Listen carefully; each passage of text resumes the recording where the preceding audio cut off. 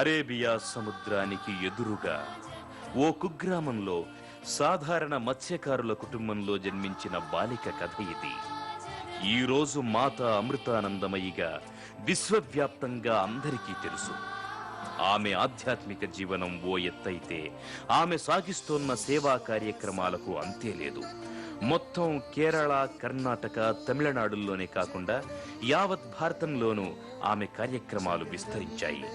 విదేశాల్లోనూ వేళ్లూనుకున్నాయి.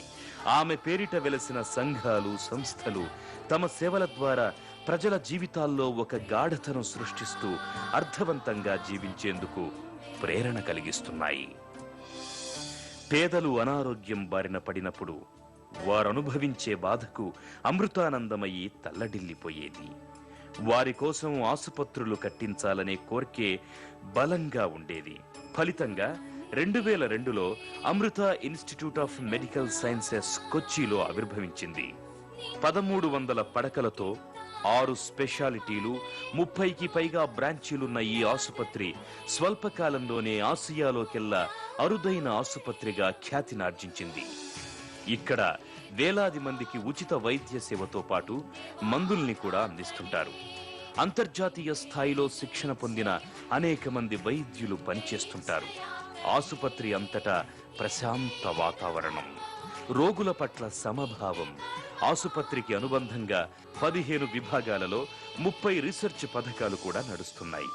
అంతేకాదు, ఇన్సులిన్ పై ప్రత్యేక పరిశోధనల్ని నిర్వహిస్తున్నారు.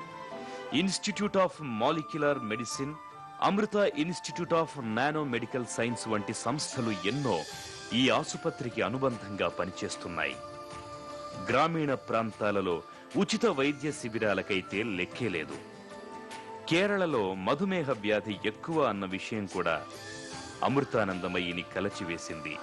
అందుకోసం అమృత డయాబెటీస్ వెల్ఫేర్ సొసైటీని స్థాపించి ఆ వ్యాధి పీడితుల సంరక్షణకు పూనుకుంది.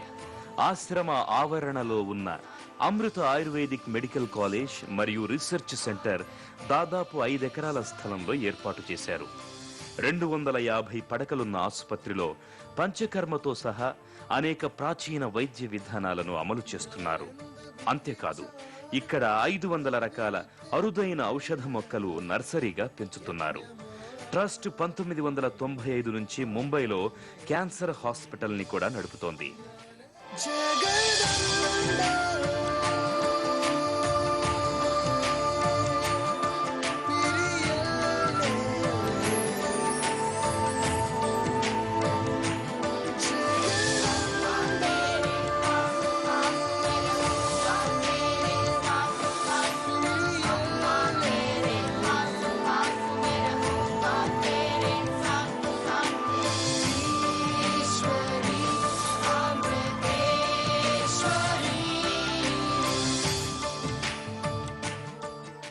ചിലവര് എല്ലാവരും ധ്യാനം മാത്രം, തപസ് മാത്രം വേണ്ടവരെ തപസ്സിൽ മാത്രം ഇരുത്തി అలా కర్మయోగం చేయണമെന്ന് പറഞ്ഞു പഠിച്ചു. ఇక్కడికొచ్చే భక్తుల్లో కొందరు కేవలం ధ్యానం పైనే దృష్టి పెడతారు. ఇంకొందరు కర్మయోగ సంబంధ అంశాలపై దృష్టి కేంద్రీకరిస్తారు. భక్తుల్లో డబ్బున్న వాళ్ళు, లేని వాళ్ళు ఉంటారు. ఎవరి కోరికలు వారివి. వారి మనోసిద్ధి నెరవేరాలని దేవుణ్ణి వేడుకుంటాను. ఇక్కడికొచ్చే భక్తులు తమంతట తాముగా పాఠశాలలు, కాలేజీలు, కంప్యూటర్ కేంద్రాలు కట్టిస్తున్నారు. పేద ప్రజల అవసరాలను దృష్టిలో ఉంచుకొని ఆసుపత్రులు, ఇతర సంక్షేమ కార్యక్రమాలు నిర్వహిస్తున్నారు.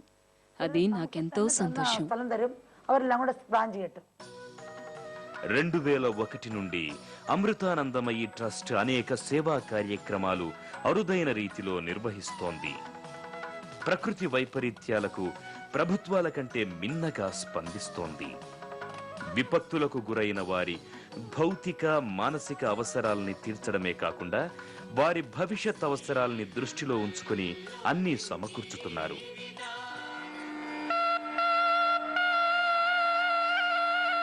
గుజరాత్ భూకంపం జరిగినప్పుడు ట్రస్ట్ సభ్యులు వైద్య సేవలు అందించి అక్కడి ప్రజల్ని ఆదుకున్న తీరును ఇప్పటికీ చెప్పుకుంటారు.